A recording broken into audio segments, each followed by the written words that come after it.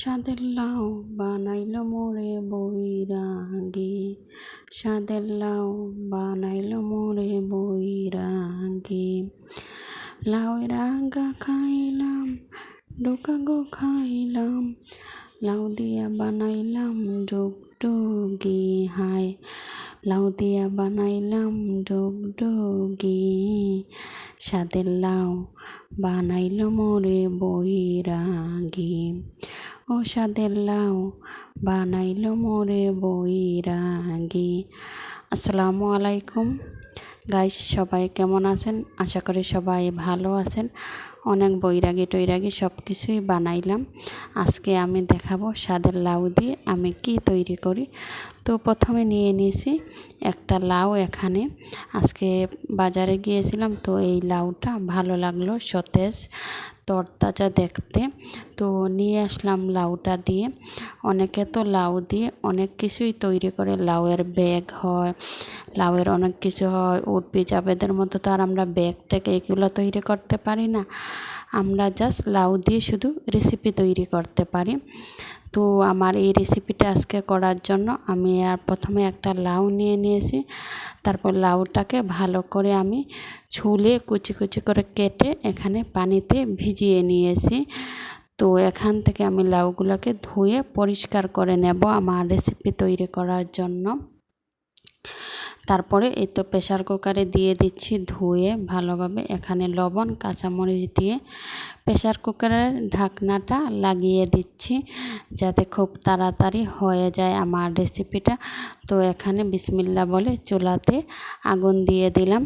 তো দেখা যাক কতক্ষণ সময় লাগে আমার লাউটা সিদ্ধ হতে। এই তো আলহামদুলিল্লাহ হয়ে গেছে, খুব তাড়াতাড়ি হয়ে গেছে। এই যে দেখতে পাচ্ছেন। এখানে আবার লাউয়ের রেসিপিটা তৈরি করতে নিয়েছি শোল মাছ এবং শোল মাছের পিস। তো সেগুলো আমি ভেজে নিচ্ছি, কারণ ভেজে না দিলে ভেঙে যাবে, সেই জন্য আমি মাছটাকে একটু হালকা ভেজে নিয়েছি। এখানে আমি আবার পেঁয়াজ, মরিচের গুঁড়া, লবণ, হলুদ, ধনে গুঁড়া, জিরা গুঁড়া এগুলো দিয়ে সয়াবিন তেল দিয়ে ভালোভাবে কষিয়ে ভাজা ভাজা করে নিয়েছি মশলাটা।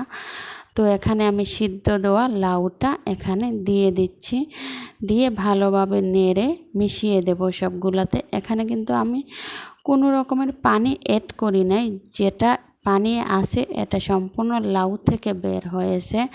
তো এখানে লাউ রান্না করব, আর ধনে পাতা না হলে তো চলেই না।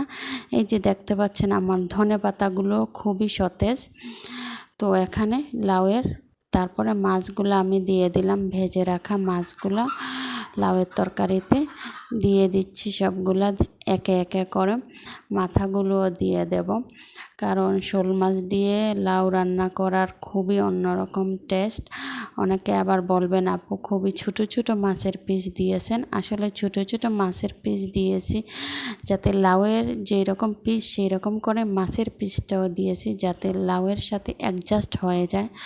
তারপরে এই তো দিয়ে দিলাম আমার ফ্রেশ তরতাজা ধনে পাতাটা কুচি কুচি কুচি কুচি করে কেটে এখানে লাউয়ের তরকারিতে দিয়ে দিলাম আমি। ফাইনালি দেখেন তো আমার লাউয়ের তরকারিটা কি সুন্দর কালার এসেছে। আজকে বাহিরে প্রচুর রোদ, প্রচুর গরম, সেই জন্য আমাদের প্রিয় রাসুলের প্রিয় খাদ্য এটা লাউর তরকারি। সেজন্য আমি এই লাউয়ের তরকারিটা আজকে রান্না করলাম। এই যে দেখতে পাচ্ছেন বাহিরে প্রচুর প্রচুর রোদ পড়েছে, প্রচুর গরম পড়েছে। তো আপনারা অবশ্যই কমেন্টস করতে ভুলবেন না আমার লাউয়ের রেসিপিটা কেমন হয়েছে। যদি আপনাদের কাছে ভালো লাগে অবশ্যই আমাকে লাইক, কমেন্ট, শেয়ার দিয়ে সবাই আমার পাশে থাকবেন। তাহলে আসসালামু আলাইকুম।